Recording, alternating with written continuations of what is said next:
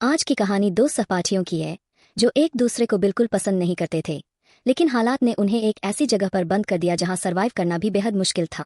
वे महीनों तक एक आइलैंड पर फंसे रहे और उस दौरान उन्होंने कैसे सरवाइव किया और एक दूसरे के साथ क्या क्या घटनाएं घटीं, यही हम आज की इस कहानी में देखेंगे। और आज की कहानी शुरू होती है एमा नाम की एक खूबसूरत लड़की से। वह सुबह जल्दी उठती है और स्कूल के लिए तैयार होती है। एमा स्कूल की एक बहुत ही पॉपुलर और होशियार स्टूडेंट है जिसके कई दोस्त हैं। दूसरी ओर डीन है जो एमा से बिल्कुल अलग है, एक आलसी लड़का। डीन सुबह देर से उठता है, बाथरूम में जाकर ब्रश करता है और फिर तुरंत वीडियो गेम खेलने बैठ जाता है। तभी उसके पिता जैक उसे टोकते हैं कि वह स्कूल के लिए लेट हो जाएगा। वहीं दूसरी तरफ एमा और उसकी छोटी बहन स्टेसी को उनकी माँ बारबरा स्कूल छोड़ने आती है। स्कूल पहुंचने पर एमा अपनी बेस्ट फ्रेंड लिज से मिलती है। दोनों बातें कर ही रहे होते हैं कि स्टीफन नाम का एक लड़का एमा को हाई कहता है, जिसे देखकर लिज एमा को चिढ़ाने लगती है। उसी दिन क्लास में मिस्टर क्रिश्चियनसेन, जो उनके टीचर हैं, बताते हैं कि अगली सुबह ठीक 7 बजे ट्रिनिटी आइलैंड के ट्रिप के लिए बस निकलेगी। वे आगे जानकारी दे रहे होते हैं कि तभी एमा क्लास में लेट पहुंचती है। उसके पीछे से डीन आता है और एमा से टकरा जाता है। फिर जब मिस्टर क्रिश्चियनसेन ट्रिप की डिटेल्स दे रहे होते हैं, लिज एमा से कहती है कि डीन भी इस ट्रिप पर जा रहा है अपने पिता के पैसे की वजह से। यह सुनकर वह डीन को देखकर मुंह बनाती है। लंच के समय लिज अपने दोस्तों को बताती है कि सुबह एमा और स्टीफन के बीच जो हुआ वह कितना मजेदार था। वह कहती है कि ट्रिप में हमारे पास 1 हफ्ता होगा और इस दौरान हम एमा और स्टीफन को करीब लाने का जादू चला सकते हैं। सभी बातें कर रहे होते हैं, तभी एमा की नज़र डीन पर पड़ती है जो चाकू से सेब काट रहा था। थोड़ी देर बाद मिस कोलियर, जो एक टीचर है, डीन के पास आती है और स्कूल में चाकू लाने के लिए उसे डांटती है। इसके बाद लिज अपने दोस्तों से कहती है कि एमा को डीन जैसे लड़कों से दूर रहना चाहिए। अगले दिन सुबह एमा ट्रिप के लिए तैयार होती है और अपने माता पिता बारबरा और फिल को धन्यवाद देती है कि उन्होंने उसे जाने दिए। वहीं दूसरी तरफ डीन ट्रिप पर जाने से मना करता है, लेकिन उसके पिता जैक उसे समझाते हैं कि उन्होंने कितनी मेहनत से स्कूल के नियम तोड़ने के बावजूद उसे ट्रिप पर जगह दिलाई है। यह सुनकर डीन जाने के लिए तैयार हो जाता है। मिस्टर क्रिश्चियनसेन सभी छात्रों को बस में चढ़ने के लिए कहते हैं। बस में चढ़ते समय स्टीफन एमा से पूछता है, कैसी हो? इस पर लिज एमा को फिर से चिढ़ाती है, लेकिन एमा इस पर ध्यान नहीं देती। कुछ समय बाद वे ट्रिनिटी आइलैंड पहुंचते हैं। बस से उतरते समय मिस कोलियर सभी को बताती है कि वे कुछ देर पूल में मस्ती कर सकते हैं, लेकिन डिनर से पहले वापस आना जरूरी है। अगले दिन से कार्यक्रम शुरू होगा। पूल में एमा और उसके दोस्त स्टीफन से मिलते हैं और सभी मस्ती करने लगते हैं। वहीं डीन बालकनी से सबको अकेले देख रहा होता है। शाम को लिज एमा के पास आकर बताती है कि स्टीफन ने उन्हें एक लोकल बोट पर होने वाली पार्टी में बुलाया है। एमा मना कर देती है, लेकिन उसके दोस्त उसे मना लेते हैं। पार्टी में एमा हेलेन को ढूंढने लगती है, लेकिन तभी वह देखती है कि स्टीफन किसी और लड़की को किस कर रहा है। यह देखकर एमा वहां से जाने लगती है। इस पूरे सीन को डीन भी देख रहा होता है। अचानक पुलिस पार्टी में पहुंच जाती है, क्योंकि उन्हें पता चला था कि वहां स्टूडेंट्स ड्रग्स ले रहे हैं। इसी दौरान एमा का पैर फिसल जाता है और वह पानी में गिर जाती है। यह देखकर डीन तुरंत उसे बचाने के लिए पानी में कूद जाता है। डीन एमा को एक छोटी बोट में ले जाता है। बोट की रस्सी बड़े बोट से बंधी होती है, लेकिन डीन रस्सी काट देता है। एमा के पूछने पर वह कहता है, मुझे पुलिस के झंझट में नहीं पड़ना है। पुलिस के जाने के बाद वापस बड़े बोट तक पहुंच जाएंगे। कुछ ही देर में वह बोट बड़े बोट से काफी दूर हो जाती है। तभी वहां एक तूफान आने लगता है। डीन देखता है कि बोट में मोटर नहीं है। अचानक एक बड़ी लहर आती है और दोनों बोट को कसकर पकड़ लेते हैं। सुबह होने पर लहरें उन्हें अरब सागर के बीच ले आई थी। डीन का फोन भीग चुका था, तो वह एमा से उसका फोन मांगता है, लेकिन उसमें नेटवर्क नहीं मिलता। एमा कहती है कि उन्हें पार्टी बोट का पीछा करना चाहिए था। डीन उसे दिलासा देता है, चिंता मत करो, कोई न कोई हमें बचा लेगा। तभी एमा को थोड़ी दूरी पर एक आइलैंड दिखाई देता है। डीन बोट को उस आइलैंड की ओर ले जाने लगता है। कड़ी मेहनत के बाद वे आइलैंड पर पहुंचते हैं। एमा तुरंत नेटवर्क चेक करती है, लेकिन वहां भी कोई सिग्नल नहीं मिलता। डीन को बोट में एक फ्लेयर गन मिलती है, जिसे वह अपने पास रख लेता है। फिर दोनों इस उम्मीद में आगे बढ़ते हैं कि कहीं उन्हें मदद मिल जाएगी। दूसरी तरफ होटल में पार्टी की वजह से मिस्टर क्रिश्चियनसेन ट्रिप कैंसिल कर देते हैं। लिज मिस कोलियर को बताती है कि एमा होटल वापस नहीं आई है। वह कहती है कि शायद एमा किसी और के साथ थी, इसलिए उसने किसी को नहीं बताए। लिज बताती है कि उसने एमा को आखिरी बार पार्टी बोट पर देखा था। मिस्टर क्रिश्चियनसेन उपस्थिति लेते हैं और पाते हैं कि डीन भी गायब है। अब सबको एहसास होता है कि एमा और डीन दोनों लापता है। इसके बाद पुलिस एमा के दोस्तों से पूछताछ करती है। डीन के पिता को जब पता चलता है कि उनका बेटा गायब है तो वे तुरंत स्कूल पहुंचते हैं। वहां उनकी मुलाकात एमा की मां बारबरा से होती है। उसी समय एमा के पिता फिल भी वहां आ जाते हैं। सभी चिंतित होकर प्रिंसिपल से बच्चों के गायब होने पर सवाल करते हैं, लेकिन प्रिंसिपल भी कोई ठोस जवाब नहीं दे पाते। तीनों वहां से चले जाते हैं। उधर एमा और डीन आगे बढ़ते हैं और कुछ दूरी पर जंगल के अंदर एक खूबसूरत झरना देखते हैं। डीन को यह नज़ारा बहुत पसंद आता है। वह एमा से उसकी तस्वीर लेने को कहता है, लेकिन एमा मना कर देती है। वह कहती है, हम यहाँ फंसे हुए हैं और तुम्हें यह सब अच्छा लग रहा है। मुझे इस ट्रिप में प्रोजेक्ट के लिए अच्छे मार्क की उम्मीद थी। अगर हम जल्द यहाँ से नहीं निकले तो सब बर्बाद हो जाएगा। इसके बाद दोनों आगे बढ़ते हैं। कुछ घंटों बाद वे आइलैंड के किनारे पहुंचते हैं, लेकिन वहां न तो कोई रास्ता मिलता है और नहीं मदद। यह देखकर वे वापस बोट के पास लौटने का फैसला करते हैं। किनारे पर जाकर देखते हैं कि उनकी बोट वहां नहीं है। समुद्र की लहरें बोट को दूर ले जा चुकी थी। अब उन्हें केवल एक लाइफ जैकेट मिलती है। पूरा दिन चलते चलते वे थक जाते हैं और सूरज भी डूबने लगता है। डीन आग जलाता है और दोनों वही रात बिताने का फैसला करते हैं। डीन देखता है कि एमा को ठंड लग रही है तो वह अपनी शर्ट उतारकर उसे दे देता है। दोनों बातें करते हैं कि शायद उनके पेरेंट्स उन्हें कल तक ढूंढ लेंगे। सुबह होती है और डीन देखता है कि एमा पास में नहीं है। वह उसे ढूंढने जाता है और देखता है कि एमा समुद्र किनारे एसओएस लिख रही है। डीन पूछता है, तुम क्या कर रही हो? एमा जवाब देती है, जान बचाने की कोशिश कर रही हूँ। अब हमें पीने के लिए पानी ढूंढना होगा। इसके बाद डीन स्विमिंग करने चला जाता है और एमा उसे देखने लगती है। दूसरी तरफ होटल में मिस्टर क्रिश्चियनसेन एमा और डीन के पेरेंट्स को बताते हैं कि पुलिस उन्हें ढूंढ रही है और एक छोटी बोट मिली है जो शायद उनकी थी। जैक कहते हैं, अगर पुलिस कुछ नहीं कर पा रही है तो हमें प्राइवेट रेस्क्यू टीम की मदद लेनी चाहिए।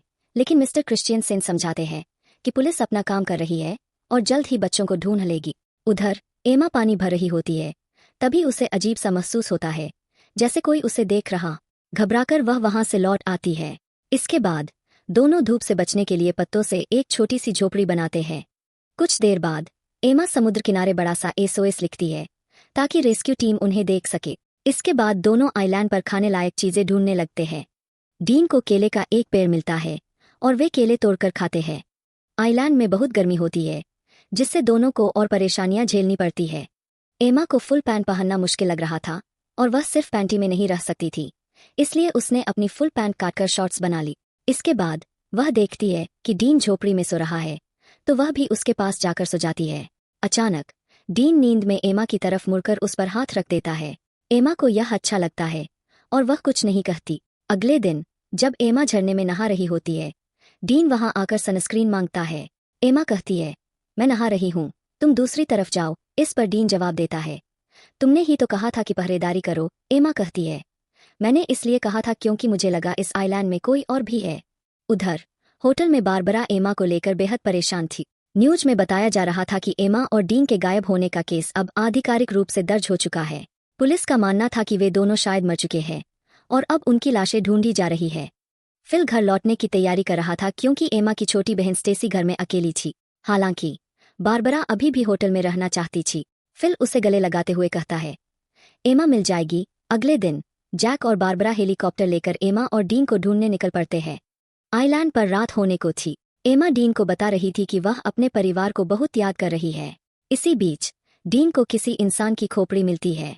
इसे देखकर एमा डर जाती है और कहती है, यह भी हमारी तरह यहाँ फंसा होगा और इसकी ऐसी हालत हो गई, शायद हमारी भी यही हालत हो जाएगी। डीन उसे समझाते हुए कहता है, यह कोई मछुआरा या स्मगलर हो सकता है जो यहाँ आकर मर गए, लेकिन हमारे पीछे हमारे पेरेंट्स हैं। डीन एमा को हिम्मत दिलाता है और फिर उसे किस करता है।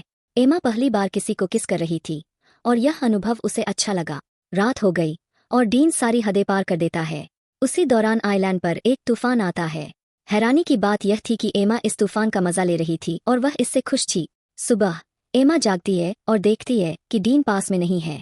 वह उसे पुकारती है, लेकिन डीन कहीं नहीं मिलता। घबराई हुई एमा उसे ढूंढने के लिए जंगल में चली जाती है।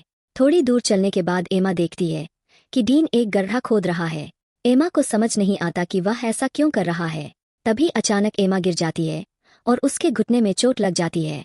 डीन तुरंत उसकी चोट देखने लगता है और उसे आश्वस्त करता है, तुम ठीक हो जाओगी। इसके बाद दोनों वाटरफॉल में नहाने जाते हैं। वहीं डीन एमा को अपनी माँ के बारे में बताता है, जो एक कार एक्सीडेंट में गुजर गई थी। एमा उसकी बातों को ध्यान से सुनती है। थोड़ी देर बाद बारिश शुरू हो जाती है। डीन बारिश में मस्ती करने लगता है और एमा उसे देखकर मुस्कुराती है। दोनों बारिश में डांस करते हैं और डीन एमा के बालों में एक फूल लगा देता है। एमा डीन से कहती है, मुझे फिर से तूफान का मजा लेना है। डीन एक बार फिर तूफान की तैयारी शुरू करता है। उधर न्यूज में बताया जाता है कि एमा और डीन को लापता हुए 1 महीना हो चुका है। पुलिस का मानना है कि वे अब जिंदा नहीं हैं, इसलिए उन्होंने तलाश बंद कर दी है। लेकिन एमा के दोस्तों को अभी भी विश्वास है कि वे दोनों जिंदा है। बारबरा को भी यही लगता है और वह जैक के साथ हेलीकॉप्टर लेकर अपनी बेटी को ढूंढने निकल पड़ती है।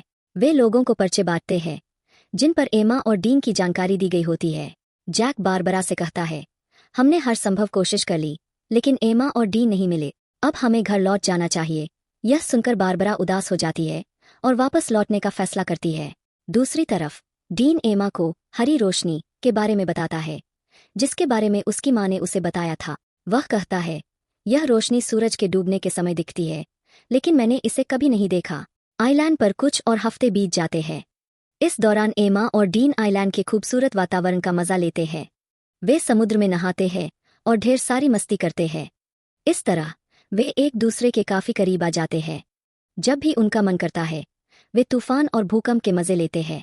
एक दिन एमा डीन से पूछती है, तुमने पहली बार कैसे किया था और वह कौन थी? डीन जवाब देता है, जब मैं स्कूल में था तब मेरी एक दोस्त थी जो मुझसे उम्र में बड़ी थी। डीन एमा से पूछता है, तुम्हें कैसा लगा? एमा मुस्कुराते हुए कहती है, अच्छा था, लेकिन तूफान की वजह से गलत जगहों पर रेत चली गई। इसके बाद एमा कहती है, मुझे और अनुभव करना है। डीन मुस्कुराकर जवाब देता है, ठीक है। आगे दोनों जंगल में फल लाने जाते हैं। डीन पेड़ों से फल तोड़ने में व्यस्त होता है। तभी उन्हें अचानक एक प्लेन की आवाज सुनाई देती है। दोनों तेजी से खुली जगह की ओर भागते हैं। डीन जल्दबाजी में एमा के बैग से फ्लेयर गन ढूंढने लगता है, लेकिन उसे गन नहीं मिलती। इस बीच प्लेन उनसे काफी दूर चला जाता है। एमा भी फ्लेयर गन ढूंढने की कोशिश करती है, लेकिन उसे नहीं मिलती। एमा को लगता है कि आइलैंड पर कोई और भी है जो उनके सामान चुरा रहा है। इसके बाद कई और दिन बीत जाते हैं। अब तक सिर्फ एक ही प्लेन ऊपर से गुजरा है और किसी ने उनकी मदद नहीं की। दोनों झोपड़ी में बैठकर बात करते हैं। एमा कहती है, हमें शायद घर लौटने की उम्मीद छोड़ देनी चाहिए। वे जंगल में एक दूसरे के साथ रहने का फैसला करते हैं। तभी डीन को जंगल से किसी जानवर की आवाज सुनाई देती है। वह जानवर को देखने जंगल में चला जाता है। एमा को उसकी चिंता होने लगती है, इसलिए वह भी उसके पीछे जाती है। डीन थोड़ी दूर जाने पर एक ब्लैक पैंथर देखता है। डरकर वह भागने लगता है। काफी दूर भागने के बाद वह जमीन पर गिर जाता है। जब एमा वहां पहुंचती है तो देखती है कि डीन के पास खून से लथपथ चाकू है और उसने ब्लैक पैंथर को मार दिया है। दूसरी ओर एमा और डीन के दोस्त और परिवार अपनी नई जिंदगी शुरू कर चुके हैं। उधर एमा और डीन ने भी आइलैंड पर जीने का तरीका सीख लिया है। वे शिकार करते हैं, झोपड़ी बनाकर रहते हैं और अपनी उम्मीदें छोड़ चुके हैं। अब वे खुशी से एक दूसरे का साथ देते हुए दिन बिताने लगे हैं। तभी एमा की खोई हुई चीजें ऊपर से गिरने लगती है। जब वे ऊपर देखते हैं तो देखते हैं कि पेड़ पर एक बंदर है। बंदर उनके सामान फेंक रहा होता है और उसके हाथ में फ्लेयर गन भी होती है। एमा उसे केला दिखाती है तो बंदर गन नीचे फेंक देता है। तभी उन्हें ऊपर से एक हेलीकॉप्टर की आवाज सुनाई देती है। दोनों तेजी से खुली जगह पर जाते हैं। एमा गन लोड करके फायर करती है और हेलीकॉप्टर उन्हें देख लेता है। इसके बाद उन्हें रेस्क्यू कर लिया जाता है और आखिरकार 3 महीने बाद दोनों घर लौट आते हैं। एयरपोर्ट पर एमा और डीन के दोस्त और परिवार उन्हें देखकर बेहद खुश हो जाते हैं। उनके पेरेंट्स उन्हें अपने अपने घर ले जाते हैं। उसी रात डीन एमा से मिलने आता है। वे बातें करते हैं कि घर लौटकर सब कितना अजीब लग रहा है। डीन एमा को किस करने की कोशिश करता है, लेकिन एमा उसे रोकते हुए कहती है, हर 10 मिनट में मेरे पेरेंट्स चेक करने आते हैं, तुम्हें अब जाना चाहिए। एमा बताती है कि उनके लौटने की खुशी में उसके पेरेंट्स ने एक पार्टी रखी है और डीन से कहती है कि उसे भी वहां आना होगा। अगले दिन पार्टी में सब इकट्ठा होते हैं। एमा के पेरेंट्स सबका धन्यवाद करते हैं और बच्चों के लौटने की खुशी साझा करते हैं। स्टेसी डीन से पूछती है, तुम सबसे अलग क्यों खड़े हो? डीन जवाब देता है, मुझे सबसे घुलना मिलना पसंद नहीं। डीन एमा को इशारे से बुलाने की कोशिश करता है, लेकिन एमा उसे अनदेखा कर देती है। यह देखकर डीन चुपचाप पार्टी छोड़कर चला जाता है। इसके बाद सब कुछ पहले जैसा हो जाता है। एमा आइलैंड से लौटने के बाद बहुत फेमस हो जाती है, जबकि डीन अकेला ही रहता है। जब भी वे एक दूसरे के पास से गुजरते हैं तो बस एक दूसरे की तरफ देखते हैं, लेकिन बात नहीं करते। कुछ दिन बाद एमा डीन को कॉल करती है, लेकिन वह फोन नहीं उठाता। उसके बाद हम देखते हैं कि स्टेसी एमा के कमरे में जाती है और कहती है, तुम्हारे लापता होने के बाद हमने तुम्हें बहुत मिस किया। मॉम डैड भी बेहद परेशान थे। हमने तो मान लिया था कि शायद हमने तुम्हें हमेशा के लिए खो दिया है, लेकिन अब हम सब साथ हैं और बेहद खुश है। इस पर एमा स्टेसी से कहती है, तुम मेरी सबसे अच्छी बहन हो। फिर दोनों प्रोम पार्टी में साथ जाने का फैसला करती है। दूसरी ओर डीन अपनी माँ की कब्र पर जाता है और अपनी माँ को याद करके बहुत रोता है। प्रोम पार्टी की रात डीन टीवी देख रहा होता है। तभी उसके पिता उससे पूछते हैं, क्या तुम पार्टी में मेरे कोट पहनकर जाना चाहोगे? उधर एमा अपनी बहन के साथ पार्टी में पहुंच चुकी होती है। तभी लिज उसके पास आती है और एमा को सरप्राइज दिखाने के लिए बाहर ले जाती है। एमा देखती है कि बारिश में डीन कोट पहने खड़ा है और उसका इंतजार कर रहा है। यह देख एमा आइलैंड पर बिताए पल याद करने लगती है। फिर पार्टी से बाहर आकर एमा डीन के पास जाती है। दोनों बेहद खुश होते हैं और एक दूसरे को किस करते हैं। इसी सीन के साथ यह कहानी खत्म हो जाती है। अगर आपको यह वीडियो पसंद आए तो कृपया सब्सक्राइब करें और किसी भी फिल्म के सुझाव के लिए कमेंट करें।